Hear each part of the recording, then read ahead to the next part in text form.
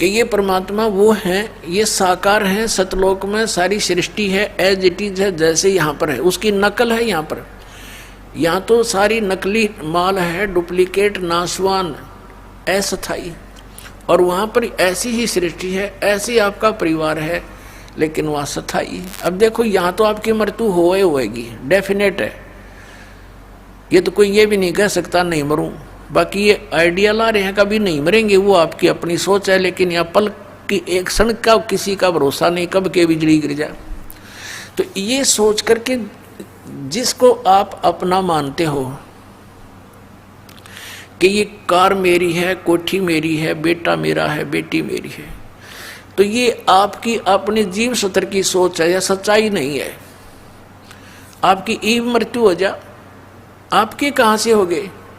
आपको तो इनको जन्म देने का एक मीडिया बनाया है काल भगवान ने, और अपने खाने के लिए जैसे बकरे और बकरियां छोड़ देता कसाई, वो बच्चे पैदा करते हैं, उनकी ममता भी होती है, और वो बच्चे बकरे बकरियां उनको अपना समझते हैं। दूसरा कोई बकरा उसके बच्चे को छेड़ देता है तो उसके साथ मरने मारने को तैयार हो जाते हैं, और कसाई आता है उनसे से निकाल ले जाता है, ना वो बेटा देखता ना बेटी किसकी है, माँ किसकी है, तो एक डंडा लेकर हाँक ले मोटे मोटों को और जाके काट देता है। उसका उद्देश्य वहाँ रोकने का यही था।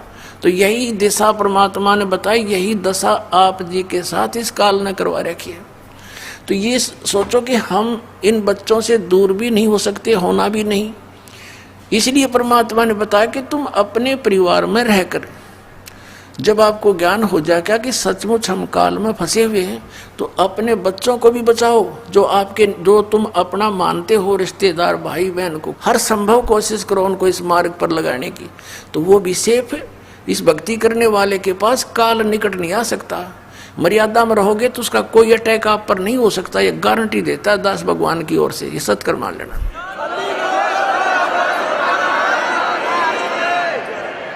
अकाल मृत्यु नहीं हो सकती आपके किसी परिवार की अगर आप मर्यादा में रहोगे। परमात्मा ने कहा था, जब लग हंसा हमरी आना और काल लगे नहीं तेरा बाणा।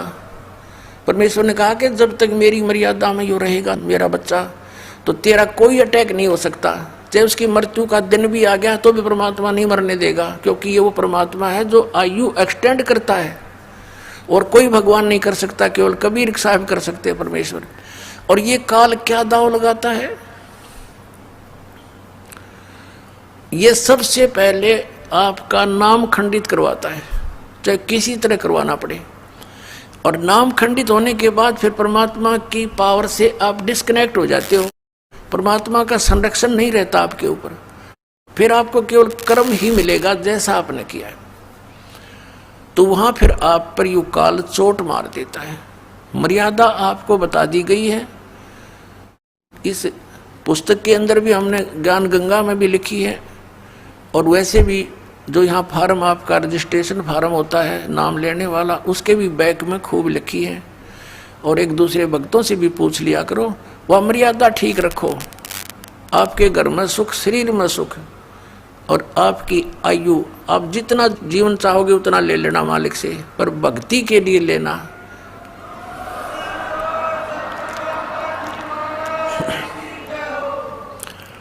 केवल भक्ति के लिए मांगोगे तो मिलेगा, यहाँ की बकवादों के लिए मांगोगे तो नहीं मिला। यानी भक्ति मीन कि कल्याण हो मालिक मेरा इसी जीवन में, भक्ति करूं और मोक्ष प्राप्त करूं, मेरी भक्ति अधूरी ना रह जा, इसलिए जीवन यातना आप कर सकते हो तो मिलेगी आपको। और प्रसंग चल रहा है कि जैसे आदरणीय नानक साहिब जी को परमात्मा बेई नदी पर बाबा जिंदा के रूप में मिले थे, वो कबीर साहिब थे, काशी वाले दानक थे, जुलाहे थे। अब सन 1398 से लेकर सन 1518 तक वो परमात्मा सतपुरुष, जिसे अकाल मूर्त भी कहते हैं, शब्द स्वरूपी राम भी उसी को कहते हैं, परम अक्षर ब्रह्म भी उसी की उपाधि है, वो काशी के अंदर एक जनसाधारण जुलाहे का कार्य करते रहे, और एक दिन में हजारों जगह प्रकट होकर के अपना ज्ञान प्रचार भी करते रहे, जिस कारण से उस परमेश्वर के 64 लाख शिष्य हुए थे, हिंदू और मुसलमान दोनों धर्मों के। पुण्यात्माओं, आज से 550 वर्ष पहले, 600 वर्ष पहले ना कोई लाउड स्पीकर था, ना कोई मीडिया था, ना कोई चैनल टीवी था। और एक जुल आया और काशी में एक गृहस्थी दिखाई दे, गृहस्थी नहीं थे दाता, उनके 2 बच्चे थे जो उन्होंने किसी कंडीशन पर, किसी उद्देश्य से और उनको जीवित किया था, जो मर चुके थे। घर वालों ने अंतिम संस्कार उनका कर दिया था। फिर वो बच्चे 12-13 साल की आयु का शरीर था, वो फिर मालिक ने अपने पास अपने बच्चों की तरह रखे थे। उनके कोई माता पिता नहीं थे, लेकिन नीरू नीमा उनको जंगल से उठा कर ले कर आई थी, तालाब से, इसलिए वो संसार की रीति से उनको माता पिता कहा करते थे। तो ऐसी लीला एक सिंपल मैन और उसके 64 लाख से इतनी सुख दिए मालिक ने उन बच्चों को, क्योंकि वो हमारे पिता हैं। हम यहाँ दुखी हैं, ना तो ये ब्रह्म हमारे कर्म को चेंज कर सकता, क्योंकि पाप कर्म के कारण हम दुखी हैं, और पुण्य से हमें सुख प्राप्त है। तो पुण्य तो है तो कोई दिक्कत नहीं, नो प्रॉब्लम, सुख है तरह रहो, लेकिन दुख में दुखी हो जाते हैं हम। लेकिन उसको ना तो ब्रह्मा जी ठीक कर सकते, ना विष्णु जी, ना शिव जी, क्योंकि ये प्रारब्ध में कोई परिवर्तन नहीं कर सकते। ना सरपुरुष ये ब्रह्म कर सकता, ना अक्षर पुरुष ये परब्रह्म कर सकता। केवल परम अक्षर ब्रह्म यानी पूर्ण परमात्मा सतपुरुष कबीर देव जी ही कर सकते हैं। हमारे पापों को नाश करके सुखी कर सकते हैं, और पाप जब तक नहीं कटेंगे सुख नहीं हो सकता। अब जैसे किसी के पैर में कांटा लगा है और वो अपने छोटे बड़े भाई बहन से कहता है मुझे पीड़ा हो रही है, अब वो ये तो बता सकते हैं कि तुझे कांटा लगा जिस कारण से पीड़ा है। उनके पास वो निकालने का कोई वस्तु है नहीं, तो वो निकाल नहीं सकते। तो वो कांटा निकले फिर पिन से, सुई से। तो ऐसे ही जैसे अभी तक जिन भी महापुरुषों से आप मिले, राधा स्वामी पंथ वाले, धन सतगुरु वाले, जितने भी आज तक पंथ वाले हैं, उन महापुरुषों को छोड़कर जो भगवान से मिले, उनकी वाणी को छोड़कर सभी ने यही कहा कि भी कर्म तो भोगना ही पड़ेगा, इसमें कोई परिवर्तन नहीं हो सकता। भक्ति करते रहो, आगे सुखी हो जाओगे। अरे भले पुरुषों, किसी के पैर में कांटा लगा हो और कोई किसी के पास जाए कि मुझे किस कारण से दर्द हो रहा है, पीड़ा हो रही है, तो पैर धो धा के ये तो बता सकते कि आपके कांटा लगा है जिस कारण से पीड़ा है। और फिर ये कहे कि कांटा तो निकलेगा नहीं, ये पीड़ा बंद करनी मेरे बस की बात नहीं, जूते पहन लो, भविष्य में कांटा ना लगेगा। भले आदमियों, कांटा लगे पैर में जूता पहना नहीं जा सकता, वो तो कांटा निकले और फिर जूता पहनाया जाए, फिर इस डर से वो पहने रखेगा, कभी नहीं निकालेगा कि भगवान कहीं फिर से कांटा ना लग जा। तो ये पाप कर्म के कांटे जिस जिसके लगे हुए हैं वो पीड़ित हैं, और इन महापुरुषों के पास भटक भटक कर धक्के खाकर थक जाते हैं, सोच लेते हैं कि अब कहीं राहत नहीं मिलने वाली, क्योंकि वो उस सत्र के संत नहीं है, वो उनका कनेक्शन उस परमात्मा से नहीं है जो पाप नाश कर सकता है। और पाप नाश होने से सुख होगा, कांटा निकलने से पैर की पीड़ा नाश होगी, समाप्त होगी। तो जितने भी ये साधु संत थे अभी तक ये मूर्ख बना रहे थे, मैं मंत्र जंत्र भी बताते रहते, लास्ट में कह देते तुम्हारे प्रारब्ध का कर्म है, भोगना ही पड़ेगा। अब निश्चय हम सोच लेते भाई ठीक है तो मेरे पीछा छूटेगा, फिर भक्ति की क्या आवश्यकता है? अगर ऐसे बिरान मट्टी होकर मरना है फिर भक्ति की क्या आवश्यकता है? भगवान को मानते हैं सर्व सुखदाई है, सभी दुखों का नाश कर सकता है, इसलिए उसकी खोज हम गुफाओं में पता नहीं कहाँ कहाँ बैठे संतों के पास करते रहे। तो परमात्मा कहते हैं पर्वत पर्वत में फिरा कारण अपने राम, राम जैसे संत मिले जिन सारे सब काम। तो पुण्यात्मा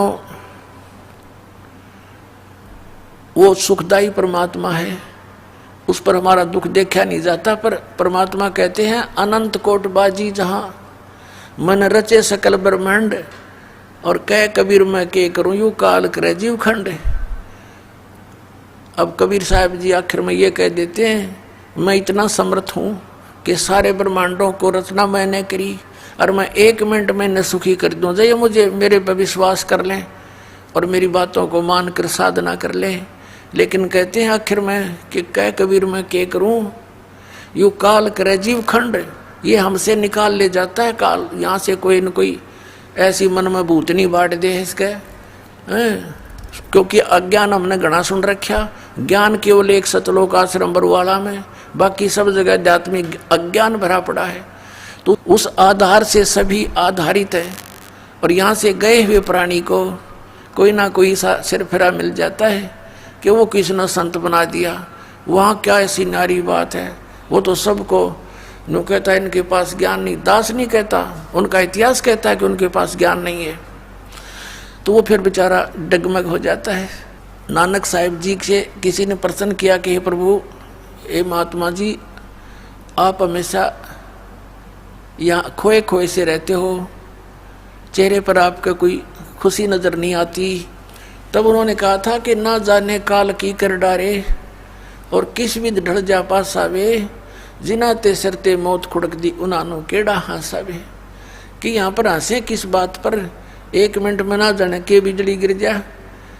जैसे एक खुशी मना रहे थे, विवाह था एक लड़के का, डीजे बजा रहे थे, नाचे बहन भी भाई भी सारे रिश्तेदार, शराब पियो घोटी लाए।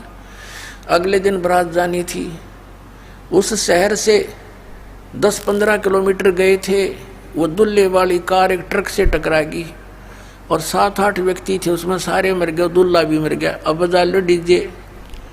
अगले दिन देखा समाचार पत्रों में, माँ भी रोए, बहन भी रोए, टक्कर मारे एक दूसरे के साथ। तो यहाँ किस चीज़ पर खुशी मनाते हैं? बिना ज्ञान के नशे में नाच रहे हैं हम। यहाँ तो टाइम पास करके अपना पीछा छुटवाओ, चलो वहाँ खुशी मनाइयो, सदा सतलोक के अंदर सदा खुशी है, वहाँ पर सदा बाहर है सब कुछ। फिर पूछा कि हे भगवान, हे महात्मा जी, क्या आप सदा ऐसे ही रहते हो या कोई अवसर आपका खुशी का भी आता है? तब उन्होंने कहा कि साध मिले साढ़े साधी होंदी, विछड़ जा दिलगिरी वे, अख दे नानक सुनो जहाना मुश्किल हाल फकीरी वे। नानक साहब जी कहा करते थे कि जब मेरे हंस, मेरे सिख मेरा सत्संग सुनने वापस आते हैं मेरे पास, तो मेरी खुशी का ठिकाना नहीं रहता। और जब यहाँ से ये जाते हैं, बिछुड़ते हैं मेरे से,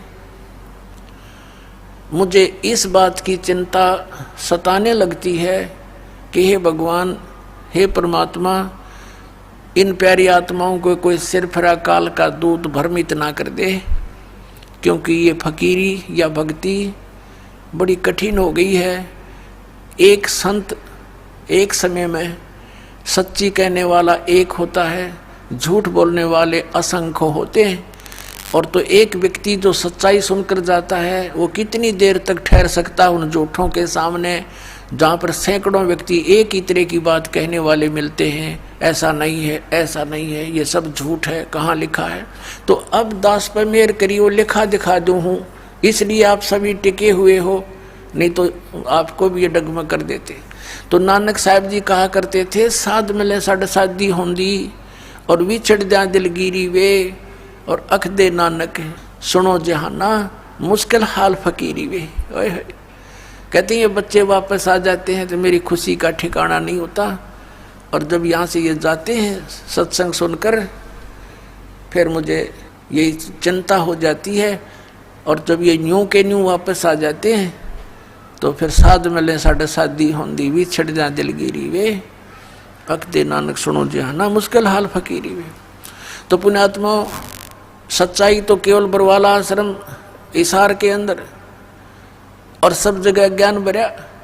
जो पुण्यात्मा यहाँ से संबंधित होती हैं, उनको रास्ते में यहीं से बसों में टकराने लग जाते हैं, वो तो ऐसा है, वो तो वैसा है, क्योंकि काल ने यूँ करवाना था काम उल्टा कि कोई सच्चाई से परिचित ना हो जा। ये भी काल के दूत इनको पुण्यात्माओं को लग रहे हैं ऐसे रोकने कि उनका सत्संग भी नहीं सुनना, रामपाल का, उसकी किताब भी नहीं पढ़ना। रतरा गजब यो, ऐसा पाप के भागी हो रहे तुम। लेकिन अब इनकी एक नहीं चले। परमात्मा ने कह रखा है कि पूरा विश्व एक होगा, पूरे विश्व में ये ज्ञान कबीर परमात्मा का फैलेगा, एक ही भगवान रहेगा कबीर जी, एक ही ज्ञान रहेगा, ये तत्व ज्ञान, और सब ज्ञान नाश हो जाएंगे।